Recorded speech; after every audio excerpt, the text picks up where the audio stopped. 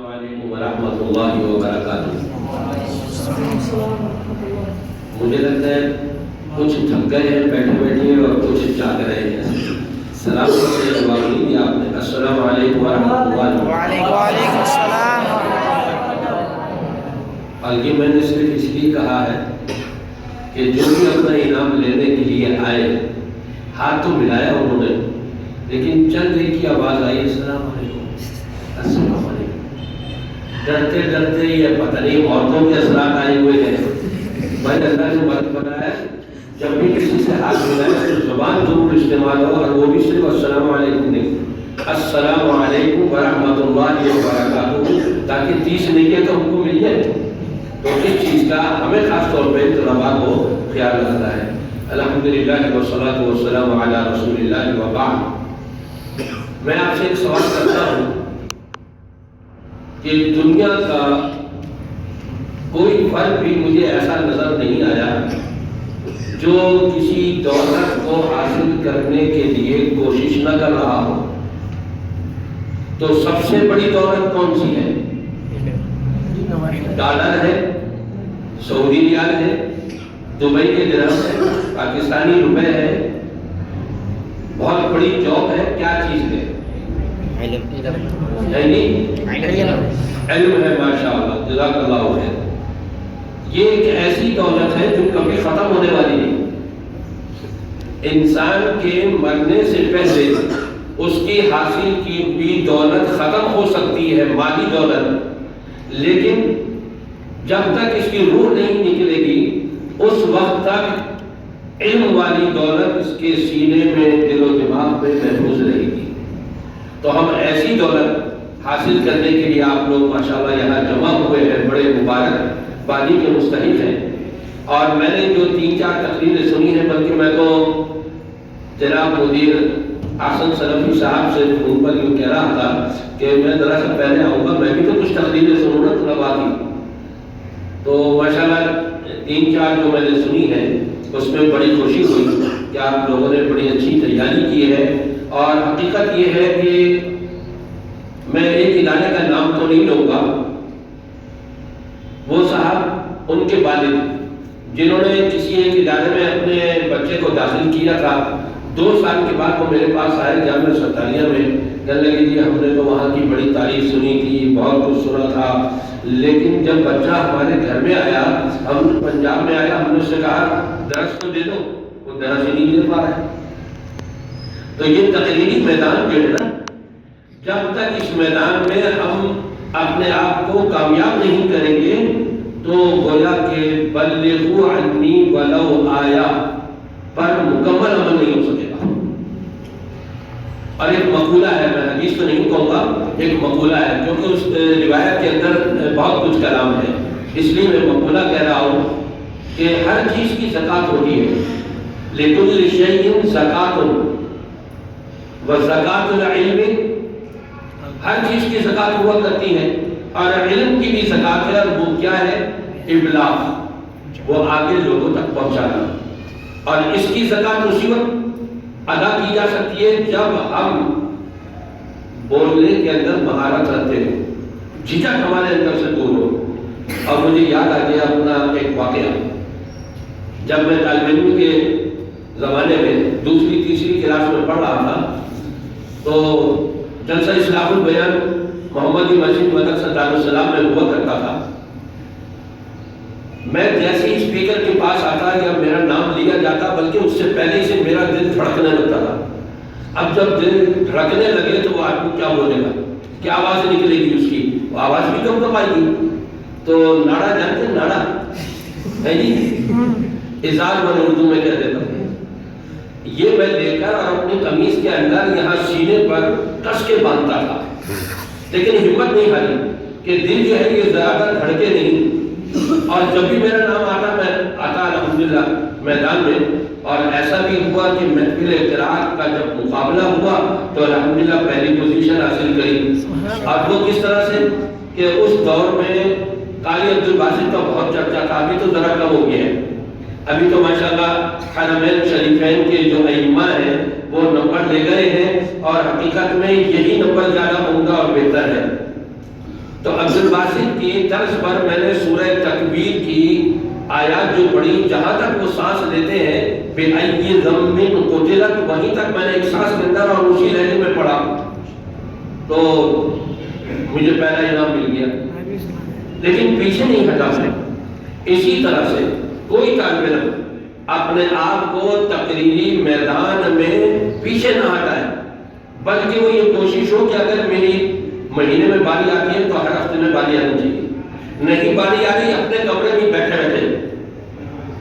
اور میں آپ کو بتاؤں، میرے گھر کی چھت کے اوپر ایک مٹکا رکھا ہوا تھا خالی، جب مٹکے کے اندر منہ کرے نا تو آواز گونجتی ہے، اچھی لگتی ہے اپنی آواز بھی بڑی پیاری، چاہے وہ کتنی بھیڑی کیوں نہ ہو۔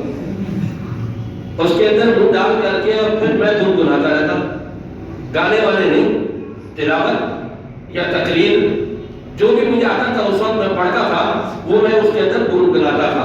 اس سے حوصلہ بن، جب آپ اکیلے ہو کمرے کے اندر تو آپ مشق کرتے رہیں اور یہ کوشش کریں کہ آپ کی جو گفتگو ہو، جیسے ابھی شیخ الحدیث صاحب مولانا عبدالوکیل ناصر صاحب نے فرمایا کہ ہم نے اپنے مد مقابل کے لیے بھی بڑے ادب کے الفاظ استعمال کرنے ہیں، اسی میں ہماری جیت ہے۔ اگر ہم نے اس کو برے الفاظوں سے یاد کر لیا تو نتیجہ پھر پتہ ہے کیا نکلے گا۔ جامع ستاری کے ایک واقعہ آپ کو بتاتا ہوں۔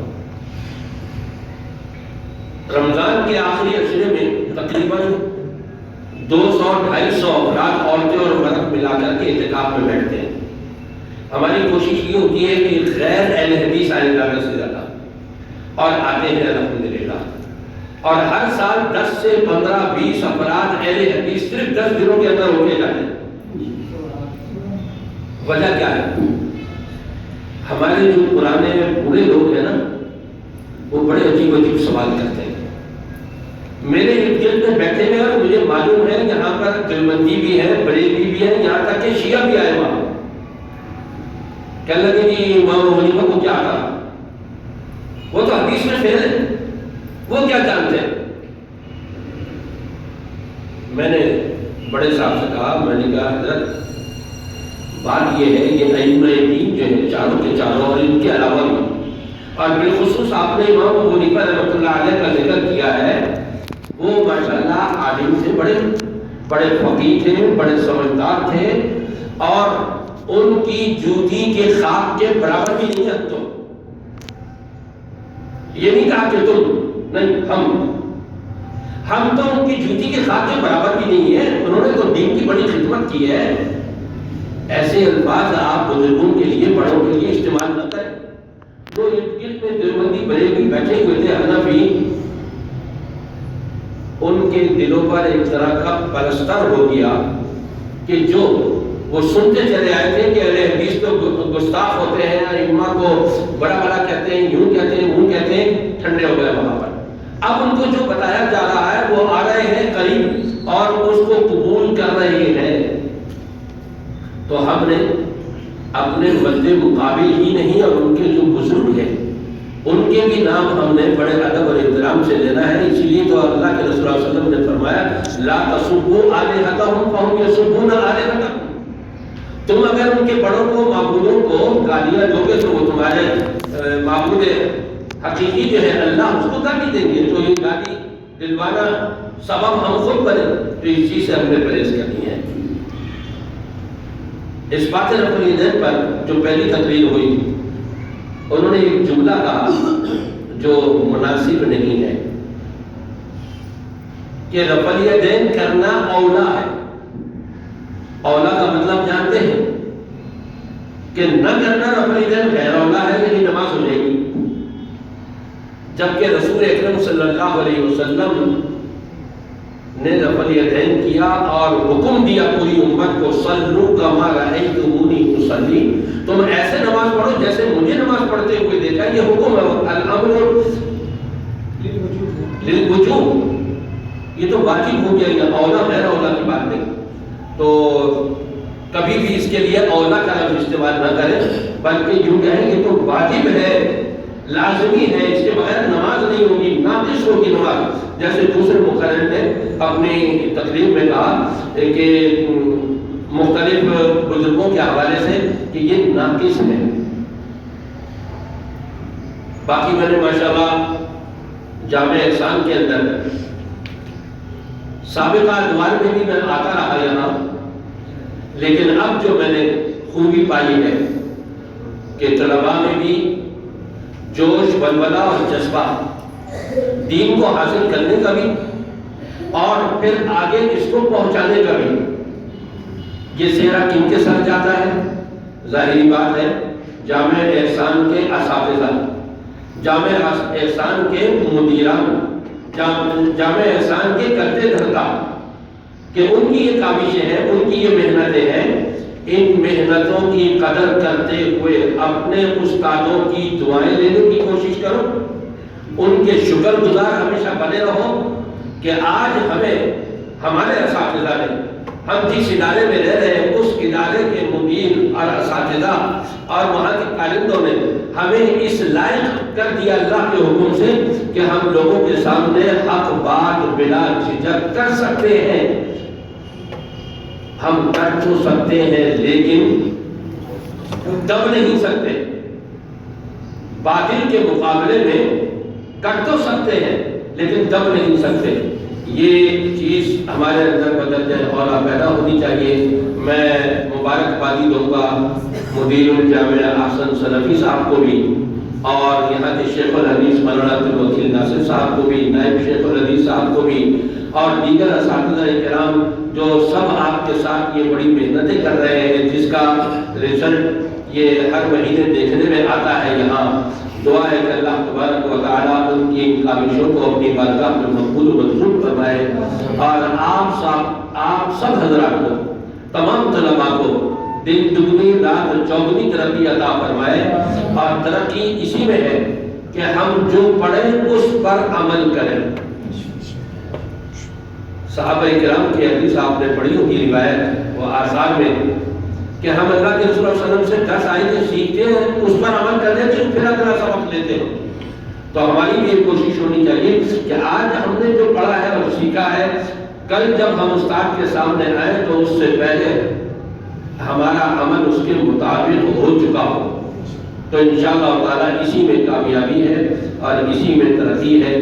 باقی عدم رفع دین پر جو پہلے دوسرے سے غالباً تقریر کر رہے تھے، میں نے دیکھا کہ ان کی شلوار ٹخنوں سے نیچے جا رہی تھی. ہم نے تو عمل کرنا ہے. المسبل فی الازار جو کہ کیا ہے؟ جہنم کا بتا دیا گیا. اس لیے ہم نے عمل کرنا ہے. جب ہم عمل کرنے میں کامیاب رہیں گے تو اس کو آگے پہنچانے میں بھی کامیاب رہیں گے.